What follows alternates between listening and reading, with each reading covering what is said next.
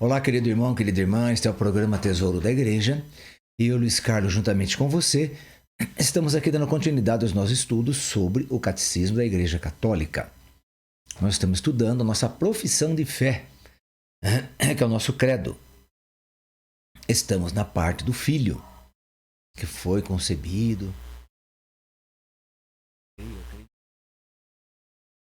Filho único de Deus, que foi concebido pelo poder do Espírito Santo no seio da Virgem Maria. Bem, nós estamos então nessa parte da concepção de Jesus no seio da Virgem Maria. Estamos estudando a Imaculada Conceição, que consiste no quê?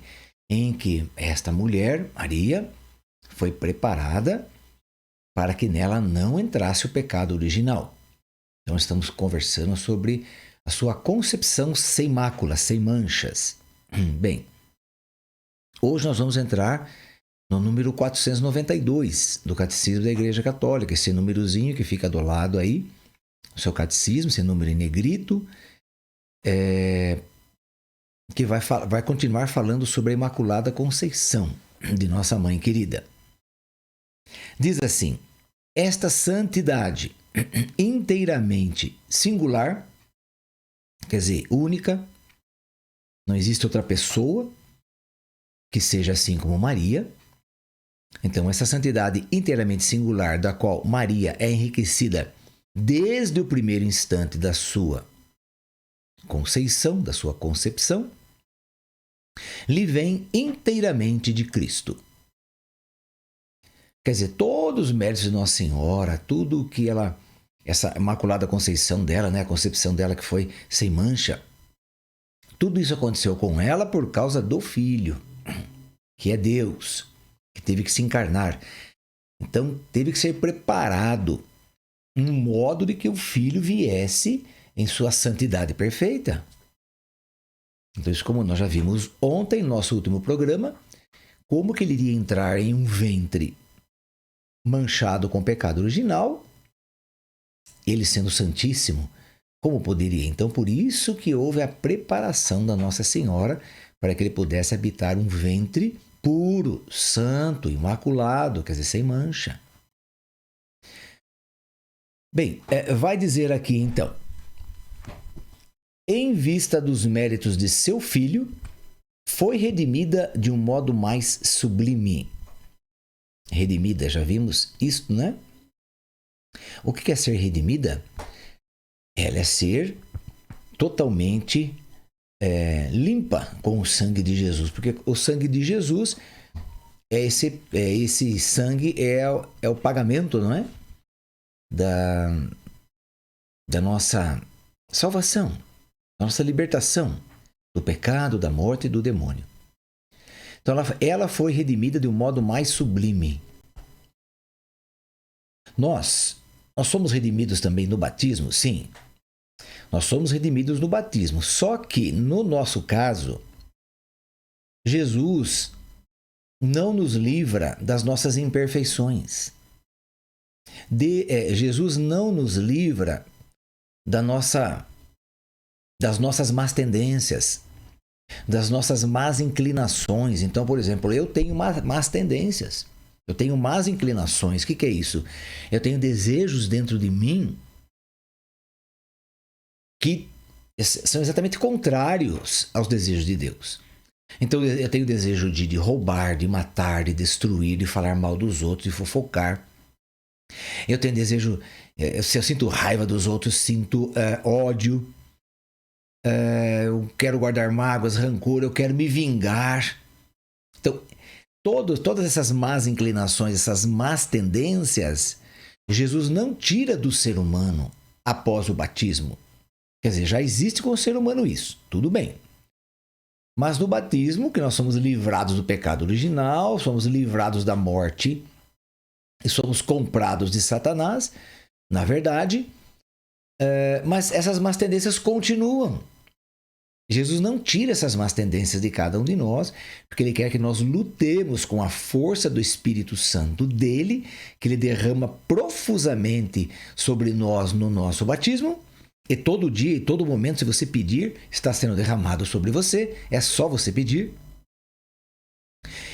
Então, aí ele nos dá essa força, que é muito maior. A força do Espírito Santo é muito maior do que qualquer força nossa, de qualquer desejo nosso, vontade de pecar, de fazer o que é errado.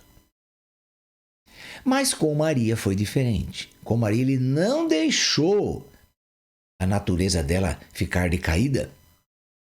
Ele não deixou a natureza dela ter más tendências, más inclinações, desejo de pecar, desejo de fazer mal. Desejo de mentir, de roubar, de desviar, de se corromper, de guardar mágoas, rancor, ressentimento, de ter ódio, inveja, ciúmes. Isso tudo Nossa Senhora não teve. Ela foi totalmente preparada para não ter isso. Nós, quando somos concebidos no ventre da nossa mãe, nós já temos isso por causa do pecado original. Maria nem teve isso, porque ela nem foi concebida no pecado original. Aí que está. Então, Maria é um ser, nesse sentido de santidade, de purificação, ela é totalmente diferente de qualquer ser humano. Totalmente. Então, vamos lá. Continuando aqui no nosso 492. Mais do que qualquer outra pessoa criada, o Pai a abençoou com toda sorte de bênçãos espirituais nos céus em Cristo, como isso está em Efésios 1:3. Ele a escolheu nele. Ele quem? O Pai escolheu Maria desde antes da fundação do mundo, quando não existia nada. Nada, absolutamente nada. Não existia nenhum planeta, nenhuma estrela. Não existia nada, só existia Deus e os anjos. Ele a escolheu desde antes da fundação do mundo para ser santa e imaculada na sua presença, no amor. Bem, esta frase aqui foi tirada também de Efésios 1:4, ok? Os padres da tradição oriental, então os padres da tradição, quer dizer, na nossa igreja nós temos a santa tradição. A nossa fé católica, ela é formada por um tripé. Não sei se você sabe disso, mas são 3 pezinhos que sustentam a nossa fé. Quais são esses 3 pezinhos? O primeiro é a Sagrada Escritura. O segundo é a Sagrada Tradição, que é isso que nós estamos falando aqui. Os padres da tradição oriental, né, vai falar o que eles fazem aqui. Então, Sagrada Tradição e depois também Sagrado Magistério. Quem que é o Sagrado Magistério? É o Papa com o seu colégio cardinalístico e com o seu colégio episcopal.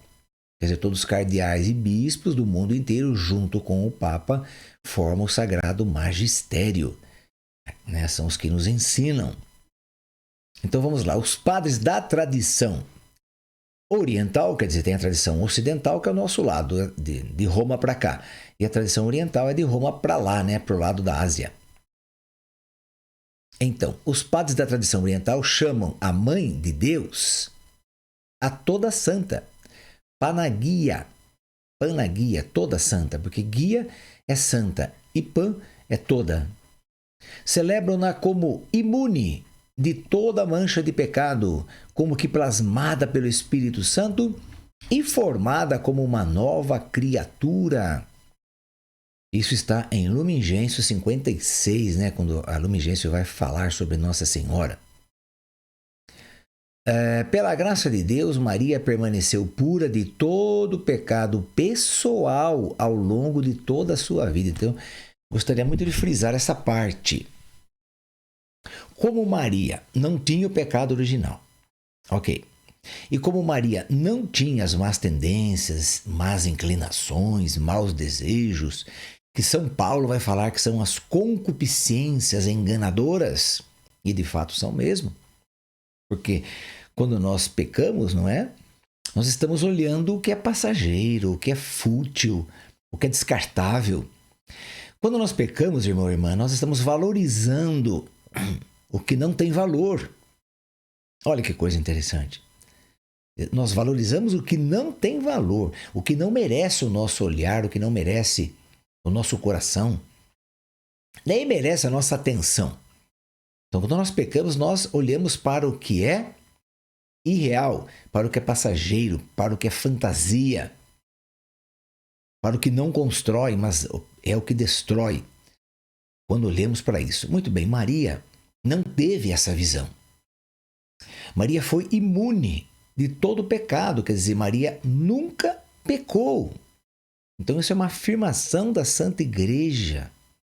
Uma afirmação da patrística, quer dizer, que é sagrada tradição.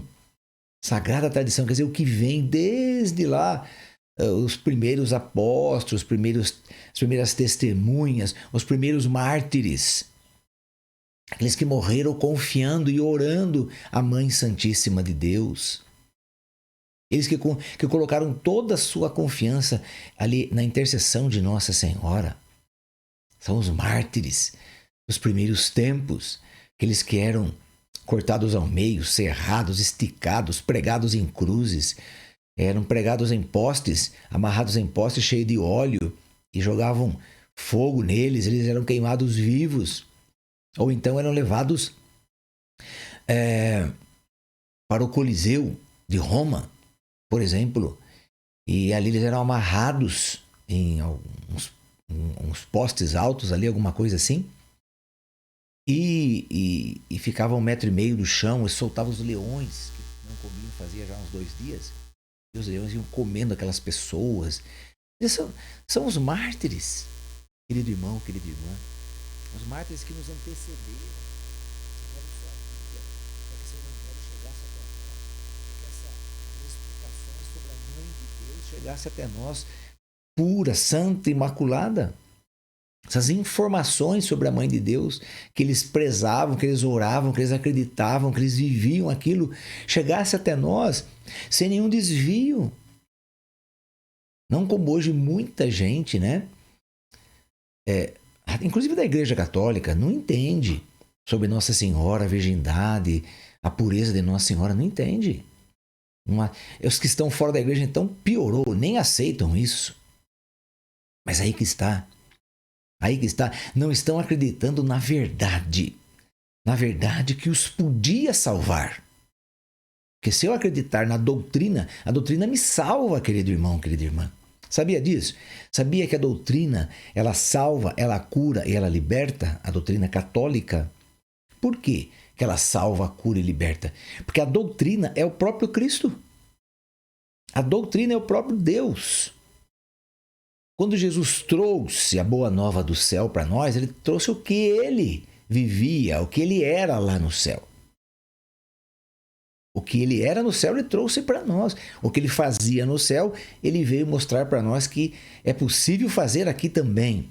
Amai-vos uns aos outros, como eu vos amei. Então ele deu exemplo.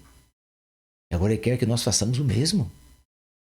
Amai a Deus sobre todas as coisas. É o que ele faz, é o que ele fez. Ele ama o Pai dele acima de todas as coisas. E porque ele ama o Pai acima de todas as coisas, ele pôde nos amar além de toda expectativa humana. Ele nos amou tanto, tanto, tanto que deu sua vida por cada um de nós. Então essas coisas, querido irmão, querida irmã, nós não podemos deixar passar. Nós não podemos dizer, mas com que autoridade que a igreja fala essas coisas? Com que base bíblica a igreja ensina essas coisas que não estão na Sagrada Escritura, como eu já expliquei ontem? Então, porque ela recebeu de Cristo o poder. Tudo que você ligar aqui, eu ligo no céu. Tudo que você desligar aqui, eu desligo no céu. Então, se a igreja ligou um dogma, ela escreveu um dogma ou um axioma. Um axioma também é uma verdade de fé que nós temos que acreditar. Por exemplo, axioma é uma coisa que não foi dogmatizada, é uma questão aberta. Dogma é uma questão fechada. Então, exemplo de um axioma, que é uma questão aberta. Maria, ela é medianeira de todas as graças. Isso é uma questão aberta. Você pode acreditar ou não. Mas não convém a um católico não acreditar em um axioma, porque um axioma também é uma verdade de fé da igreja, só que não foi dogmatizada. Agora, o que quer dizer que Maria é medianeira ou mediadora de todas as graças? Como que a igreja afirma isto? Como que ela ensina isso? Como que ela coloca isso para nós? Da seguinte forma, a igreja acredita no quê? Que Jesus é a maior graça que os céus poderiam nos enviar, que o Pai poderia nos enviar, o Espírito Santo poderia nos enviar.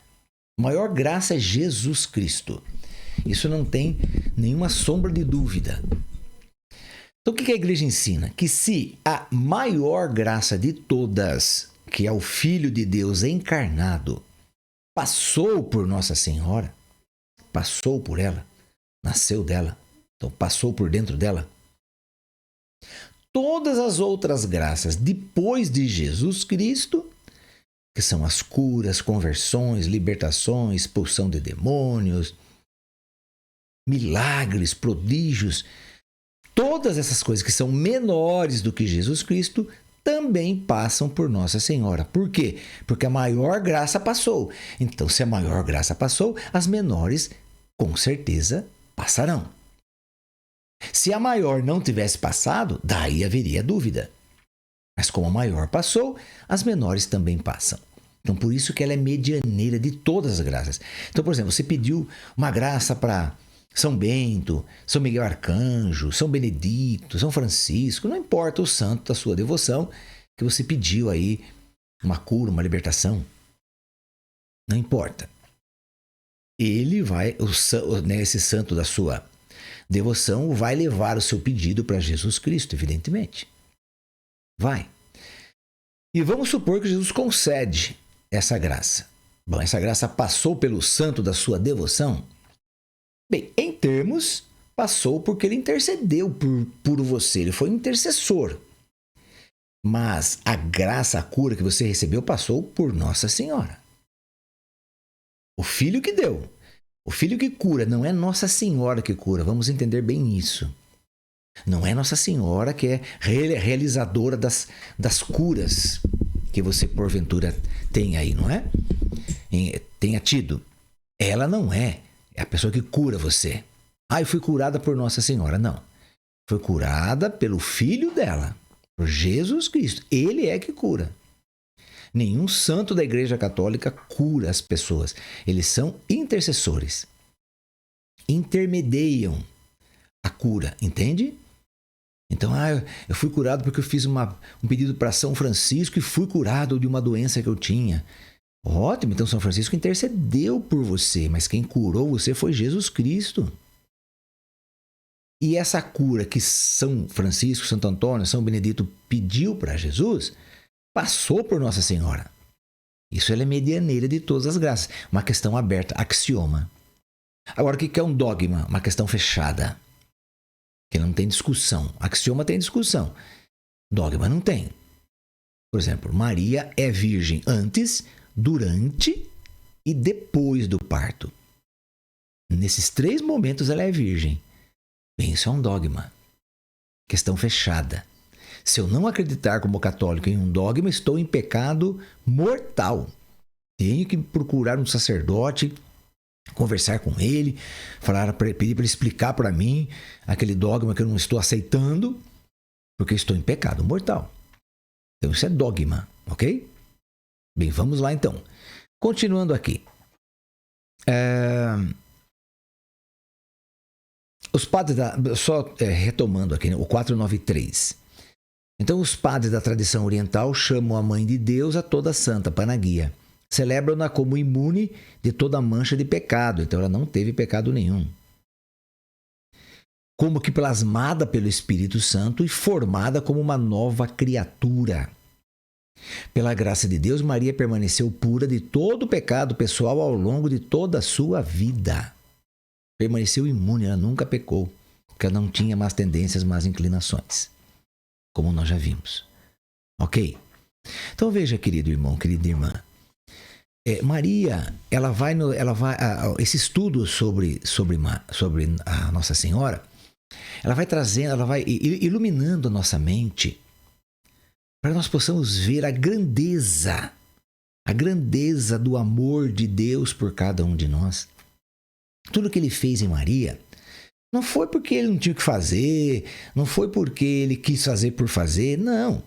Ele fez tudo isso em Nossa Senhora por causa do filho dele e por cada um de nós, porque se não tivesse feito isso em Maria, se o filho dele não tivesse vindo, nós não seríamos salvos, querido irmão, querida irmã. Então veja como Deus vai arquitetando, vai preparando, vai montando todas as peças ali para que a salvação chegue até nós. Mas para que a salvação chegue pura, santa, imaculada, o Filho é santo, o Filho é imaculado, o Filho é divino. E a mãe dele também tem que ser imaculada. Entende? Quer dizer, tudo é uma questão de pensar, de refletir. Mas não está na palavra de Deus. Mas pense um pouquinho, reflita. Nós somos chamados à reflexão, à meditação. Vamos meditar sobre isso, vamos conversar sobre isso. Como seria possível o sangue de Jesus, que é todo o sangue de Maria, é o mesmo tipo sanguíneo de Nossa Senhora, porque ele não teve o sangue do Pai. Então o sangue dele é só de Nossa Senhora. Como que esse sangue carregaria nele a mancha do pecado, sendo que ele iria derramar esse sangue na cruz? Como é que pode isso? Então não dá para, não é verdade. Nós mesmos já chegamos a essas conclusões. A igreja vem aqui explicando, claro, isso é maravilhoso. Mas nós mesmos teremos que chegar a essas conclusões. Quando alguém vem falar com você sobre isso, você mesmo deve falar, olha, não é possível uma coisa ser assim. Ok? Então, o que nós estamos pedindo ao Espírito Santo, que vai nos convencendo a respeito desses estudos, nos convencendo para que possamos ir crendo, não é? Acreditando cada vez mais, e que esses ensinamentos vão entrando, penetrando nos nossos corações. Porque esses ensinamentos nos trazem uma certeza, uma convicção da nossa fé. A nossa fé aumenta muito quando nós estudamos a doutrina. A doutrina nos salva, nos cura e nos liberta, porque a doutrina é Jesus Cristo. Eu estava dizendo já hoje. Então vamos, irmão e irmã, buscar fielmente esses nossos ensinamentos para que essa fé vá crescendo cada vez mais em nós, ok? Encerrando aqui por hoje, querido irmão, querida irmã. Amanhã, nosso próximo programa, enfim, nós vamos estudar aquela frase de Nossa Senhora: faça-se em mim segundo a tua palavra. Ave Maria, cheia de graça, o Senhor é convosco, bendita sois vós entre as mulheres, e bendito é o fruto do vosso ventre, Jesus. Santa Maria, Mãe de Deus, rogai por nós, pecadores, agora e na hora de nossa morte. Amém.